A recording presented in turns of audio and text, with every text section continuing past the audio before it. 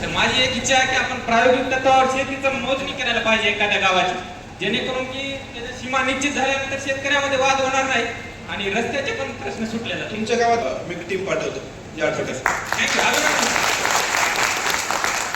मग मला वाटतं भाषण संपूया, आपण नंतर वाचू.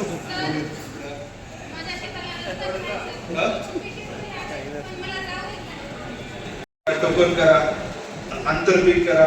हाय डेन्सिटी कॉटन आपल्याकडे किती जिल्ह्यामध्ये? हाय डेन्सिटी कॉटन कोण करताय का? 6,000 जिल्ह्याचं. दूध धंदा करा. सेरिकल्चर एक शेतकरी होते आपल्याकडे, सेरिकल्चर गेले का? रेशीम शेती खूप फायदेशीर आहे, फळबाग लागवड आहे, अनेक गोष्टी आहेत. फक्त तुम्ही ते करा आणि काही इश्यू किंवा काय अडचण तर मेसेज करा. मी काही गॅरंटी देत नाही की सोडवेल म्हणून प्रश्न, मला माहिती आहे की किती अडचण आहे, पण तो प्रश्न सोडवण्याचा मी मनापासून प्रयत्न करेन आणि आमची सगळी टीम करेल. हे सगळ्यांना यानंतर सांगतो मी आणि माझं भाषण संपवतो.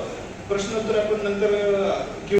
निवासी रजिस्टर दिला आपण 2 दिवशी. या निकष तयार करायचे आहे, सेंद्रिय प्रमाणीकरण कसं करायचं, त्यासाठी मोठं रेकॉर्ड कीपिंग करायचं आहे, सॉइल कीपिंग कसं करायचं केलेली आहे.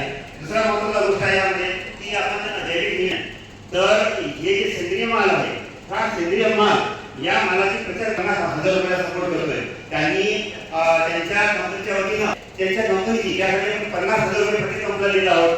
आणि वसंतराव नाईक साहेबांच्या जन्म दिनांकानिमित्त आपण कृषी दिन साजरा करत असतो आणि 1 जुलैला हे आयोजन आपण आज जिल्हा परिषदच्या सभागृहामध्ये केले.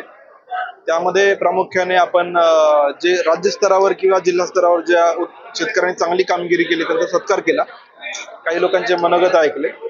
त्यानंतर ऑर्गॅनिक सर्टिफिकेशन मध्ये खूप चांगलं काम केलं झालेलं आहे. 81 लोकांना आपण सर्टिफिकेट वाटप केले आणि त्यानंतर जिल्हा परिषदने जे 5 ड्रोन आणि बायो लॅब्स तयार करतात त्याचं एक इनॉग्रेशन केलं. या सगळ्यांचं मी अभिनंदन करतो आणि या निमित्ताने अनेक मार्गदर्शनपर भाषणं झाले. विशेषतः नांदेड जिल्ह्यामध्ये प्रोसेसिंग कसं वाढवायचं, एक्सपोर्ट कसा वाढवायचा आणि ज्या पीक पद्धती आहेत सोयाबीन आणि विशेषतः कापूस तूरमध्ये आंतरपिकं घेणं आणि उत्पादकता वाढवणं, गट शेतीला चालना देणं आणि बँकांच्या संदर्भात काय अडीअडचणी असतील या सगळ्या विषयांवर चर्चा झाली आणि खूप चांगल्या पद्धतीने कार्यक्रम पार पडला. धन्यवाद. Thank you sir. मॅडम, आज कृषी दिन अर्थात वसंतराव नाईक यांची जयंती आपल्या जिल्हा परिषदेमध्ये साजरी करण्यात आली आहे. या अनुषंगाने आपली काय प्रतिक्रिया? आज जागतिक कृषी दिवसाच्या संदर्भाने आम्ही इथं सर्व ऑर्गॅनिक फार्मर्सनी इथं बोलवलेलं आहे आणि त्यांचं इथं सन्मान झालेला आहे. आता नांदेड बघितलं तर आपल्याला माहिती नाही, पण आपला जिल्ह्यात खूप ऑर्गॅनिक फार्मर्स आहेत आणि आजच्या दिवशी छोटा प्रशिक्षण पण आपण दिलेलं आहे. आज या वर्षीपासून आपण जिल्हा परिषद मार्फत ड्रोन्सच्या आणि बायो फर्टिलायझरसाठी आपण सबसिडी देणार, त्या मार्फत पण आम्ही इथं आज प्रशिक्षण दिलं. आणि दुसरा एक महत्त्वाचा विषय झालेला आहे की जे आपलं ऑर्गॅनिक फार्मर्स आहेत त्यांना मार्केट भेटत नाहीये आणि बँकाचा खूप अडचणी असतो आणि सर्टिफिकेटचा पण प्रॉब्लेम असतो.